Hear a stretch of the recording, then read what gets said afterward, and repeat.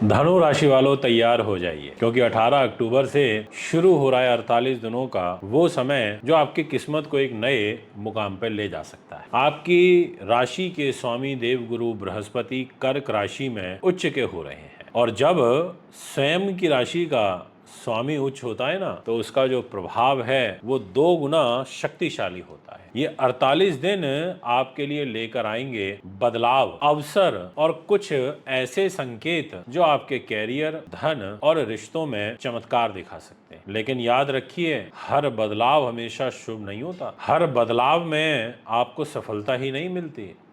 कुछ गलतियां आपसे और हमसे भी होती हैं जो हम उस बदलाव को पहचान नहीं पाते। हर व्यक्ति को इस काल में सफलता नहीं मिलेगी, बल्कि वही धनु राशि वाले सफल होंगे जो इस समय की गुरु ऊर्जा को समझकर सही दिशा में कदम उठाएंगे। तो वीडियो को आखिर तक ज़रूर देखें, क्योंकि अंत में आपको बताऊंगा विशेष गुरु उपाय जो इस पूरे काल को आपके पक्ष में मोड़ देगा। नमस्कार दोस्तों, मैं मानविंदर रावत, आपका अपना ज्योतिषीय मित्र। उम्मीद करता हूँ आप अच्छे हैं, अपना ढेर सारा ध्यान रख रहे होंगे। आइए अब जानते हैं ज्योतिष के अनुसार गुरु का उच्च होना धनु राशि पर कैसे असर डालेगा। गुरु आपकी कुंडली के पहले और चौथे भाव के स्वामी हैं। जी हाँ, बिल्कुल ठीक सुना आपने, क्योंकि ये जो डिस्प्ले में आपके सामने चार्ट लगा है, अगर इसको आप बारीकी से देखें तो जहाँ पे 9 नंबर लिखा है और 12 नंबर लिखा है वो है फर्स्ट एंड फोर्थ हाउस, और गुरु ने ये डिपार्टमेंट ले लिया और देवगुरु बृहस्पति जाकर के उच्च के होंगे आपके अष्टम भाव में, यानी कि 8th हाउस, जो कि आयु का होता है। अष्टम भाव गुप्त परिवर्तन का होता है, रिसर्च का होता है, आध्यात्मिक शक्ति का होता है और नए जीवन चक्र की शुरुआत का भी स्थान होता है। तो क्या ये बदलाव आपके जीवन चक्र की नई शुरुआत लाएगा? बिल्कुल, मतलब साफ है, ये समय आपके लिए भीतर से परिवर्तन लाने वाला होगा। आपके विचार, निर्णय और जीवन दिशा तीनों में गहराई आएगी।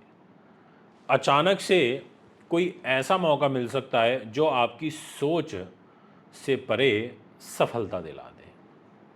यह काल आपके लिए हिडन ब्लेसिंग पीरियड साबित हो सकता है, जहां एक साधारण घटना आपकी किस्मत को पलट सकती है। तो दोस्तों, मैं आपसे बात करूंगा कैरियर, फाइनेंस एंड जो पर्सनल लाइफ पर इसका इम्पैक्ट पड़ेगा। कैरियर की बात करूं, प्रमोशन की बात करूं, तो जो लोग शोध, इन्वेस्टमेंट, बैंकिंग, साइंस या गुप्त कार्यों से जुड़े हैं, उनके लिए उच्च गुरु फलदायी साबित होगा। कैरियर में अचानक से कोई बदलाव आपके आ सकता है, ऐसे संकेत मिल रहे हैं। कहीं से अनएक्सपेक्टेड अपॉर्चुनिटी मिलेगी, कोई नया कॉन्ट्रैक्ट या किसी बड़े व्यक्ति से आपका कनेक्शन बन सकता है। इतना ही नहीं, आर्थिक रूप से आपके लिए जो ग्रह गोचर रहेगा वो अनुकूल नहीं है। अचानक से कोई धन हानि हो सकती है, पुराने जो निवेश है उससे कोई घाटा हो सकता है, परंतु किसी पैतृक संपत्ति से लाभ भी पहुंच सकता है। परंतु खर्चों पर आपको नियंत्रण रखना होगा, क्योंकि आप जितना धन कमाएंगे उतनी तेज़ी से आपके व्यय भी होंगे, ऐसा आपकी कुंडली कहती है। किसी कानूनी या टैक्स से जुड़ी हुई परेशानी में आप घिर सकते हैं। बात करते हैं आपके रिश्ते और परिवार से संबंधित बातों के बारे में। अगर मैं पारिवारिक रिश्तों में बात करूं तो गहराई तो बनेगी, परंतु वैचारिक मतभेद भी रहेगा। पुराने मतभेद आपके ख़त्म हो सकते हैं।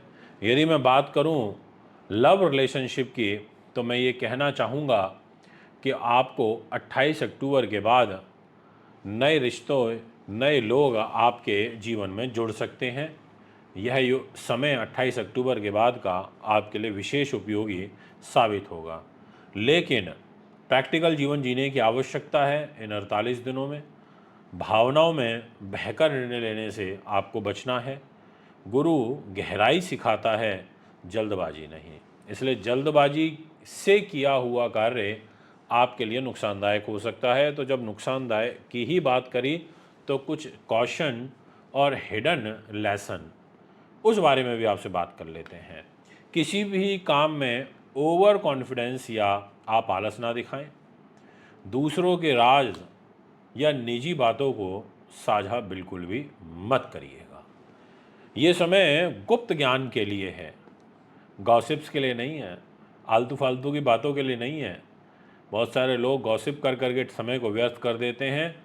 पर अगर आप गुप्त ज्ञान की प्राप्ति चाहते हैं तो अष्टम भाव का बैठा हुआ गुरु, उच्च का गुरु आपको गुप्त युक्तियों से पैसा और गुप्त ज्ञान की प्राप्ति करवा सकता है। थोड़ा सा सेहत पर ज़रूर ध्यान रखिए और विशेषकर पेट, लीवर और नींद से जुड़ी जो समस्याएं हैं वो आपको परेशान करेंगी।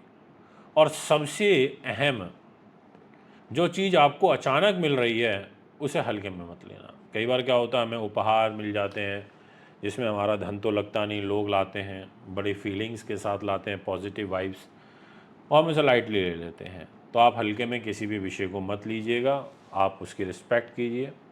इसके अलावा कुछ और बातें आध्यात्म के दृष्टिकोण से तो मैं ये कहना चाहूँगा कि ये जो समय रहेगा आध्यात्मिक उत्थान के लिए बहुत अच्छा है। आपके इंट्यूशन और विज़न दोनों तेज होंगे। आपको लगेगा कि कोई ऐसी डिवाइन एनर्जी, डिवाइन गाइडेंस आपको सही रास्ता दिखा रहा है। जो लोग ध्यान, साधना या पूजा पाठ से जुड़े हैं उन्हें चमत्कारी अनुभव या अंदर से मार्गदर्शन मिलने लगेगा। दोस्तों, देवगुरु बृहस्पति बेशक अष्टम भाव में उच्च के हो रहे हैं, इसमें कोई दो राय नहीं है, परंतु इनकी नीच की दृष्टि आपके धन के घर में रहने से वो आपके धन को खर्चों की तरफ अधेर लेकर के जाएंगे, जो मैंने आपको कुछ ही टाइम पहले बताया। आप डिस्प्ले के चार्ट में देख सकते हैं, जहाँ पे 4 नंबर लिखा है वहाँ गुरु बैठे हैं और वहाँ से सप्तम दृष्टि जो उनकी जा रही है वो आपके सेकंड हाउस पर है जहाँ पे 10 नंबर लिखा है, और उनकी जो पंचम दृष्टि है वो 8 नंबर जहाँ मेंशन है वहाँ जा रही है पंचम दृष्टि, और वो घर है खर्च का। इसका मतलब वो पैसा और खर्च दोनों ही घर को देख रहे हैं। ये 48 दिन आपके भीतर जो छिपी हुई शक्ति है उसको जगाने के दृष्टिकोण से तो बहुत ही उत्तम है, लाभदायक है। पर बहुत सारे नए नए एक्सपीरियंस करने से आपको बचना चाहिए। मैं आपसे बात करूंगा विशेषकर कि आपको ओम गुरु वे नमः, ओम गुरुवे नमः का जाप ज़रूर करना चाहिए। अपने बड़े बुज़ुर्गों का, गुरुजनों का आशीर्वाद लेना चाहिए। पीले रंग के वस्त्र आप अधिक धारण करें तो ज़्यादा अच्छा रहेगा। इसके अलावा जब सूर्य नीच के होंगे 17 अक्टूबर से लेकर के और 1 महीने के लिए, तो भी आपको थोड़ा विशेष सावधान रहना पड़ेगा, क्योंकि आपका भाग्य यानी कि जहाँ 5 नंबर लिखा है वहाँ का लॉर्ड है आपका सूर्य देव, और सूर्य नीच के होकर के गोचर करेंगे आपके लाभ स्थान में। पर इसका जो सबसे अधिक प्रभाव रहेगा वो पहले 12-13 दिनों तक रहेगा। तो 17 अक्टूबर से और अक्टूबर एंड तक थोड़ा विशेष सावधानी और आपको ध्यान ज़रूर रखना चाहिए। ये मैं आपसे विशेषकर कहना चाहूँगा। इस बात को पर थोड़ा ध्यान दीजिए, क्योंकि आपकी जो धनु राशि है इस पर एक शनि की ढैया का इम्पैक्ट भी एट प्रेजेंट गोचर में चल रहा है। इसके अलावा अगर आप ध्यान से देखें तो जहाँ पर शुक्र आपको बैठे हुए दिखाई दे रहे हैं, 6 नंबर में शुक्र भी इस महीने नीच के रहेंगे, यानी कि सीक्वेंस में 6 नंबर में शुक्र नीच का और 7 नंबर में सूर्य नीच का। दोनों ही ग्रहों का नीच होना अच्छा नहीं होता। शुक्र आपके 2 नंबर और साथ में 7 नंबर, इन दो राशियों के लॉर्ड हैं, यानी कि रोग, चोट, शत्रु, बाधा, पुलिस केस, मुकदमा और आपके प्रॉफिट के लॉर्ड होकर के आपके 6 नंबर कैरियर के घर में नीच हुए हैं। तो अक्टूबर के महीने को थोड़ा सावधानी से निकालिएगा। जितना अधिक हो सके शुक्र की पूजा करिए। आप दूध, दही, चावल, चीनी, पनीर ऐसी चीज़ों का शुक्रवार के दिन दान करिए। रविवार के दिन गुड़ का, तांबे का या फिर जल सेवा आप ज़रूर करिए। ये उपाय, रेमेडीज़ अगर आप करते हैं तो डेफिनेटली आपको रिजल्ट मिलेगा। और शनिदेव की पूजा इसलिए करनी भी ज़रूरी है क्योंकि शनि महाराज की ढैया आपकी राशि पर चल रही है। तो दोस्तों ये है आपका ग्रह गोचर।